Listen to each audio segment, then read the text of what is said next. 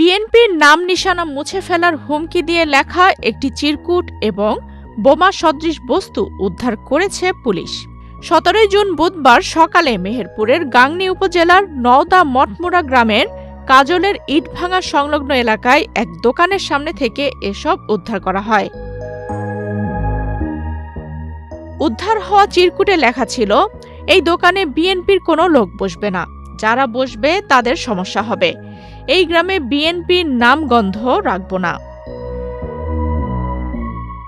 Police ও স্থানীয় সূত্রে জানা যায়, মৃত মকবুল হোসেনের ছেলে শরীফুল ইসলামের দোকানের সামনে বোমা সদৃশ বস্তু ও হুমকিমূলক ওই চিরকুটটি পাওয়া যায়। পরে খবর পেয়ে পুলিশ ঘটনাস্থলে গিয়ে সেগুলো উদ্ধার করে। 11টার সময় আমি দোকান বন্ধ করে বাড়ি গেছি।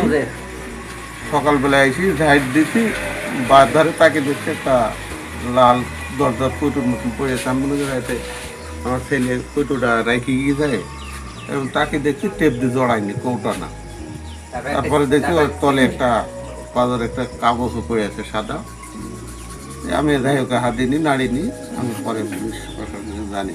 গাংনী থানার ভারপ্রাপ্ত কর্মকর্তা মুহাদ্দিস মোর্শেদ চৌধুরী বলেন, খবর পেয়ে ঘটনাস্থলে পুলিশ পাঠানো হয়েছে।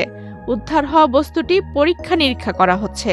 ঘটনাটি গুরুত্বের সঙ্গে তদন্ত করা হচ্ছে এবং জড়িতদের শনাক্ত করে আইনের আওতায় আনার চেষ্টা চলছে। ঘন ধান পুষ্প ভরা আমাদেরই বসুন্ধরা। স্যার, আমাদের খেলার মাঠের দেয়াল ভাঙতে এসেছে। এটা আমাদের খেলার মাঠ। আমরা তো এখানে দোকান বানাবো। কেমন দেয়াল? দেশের 1 নম্বর সিমেন্ট বসুন্ধরা সিমেন্টই তৈরি। দেশের 1 নম্বর cement Bashundhara cement. Bashundhara cement, প্রজন্মের বন্ধন।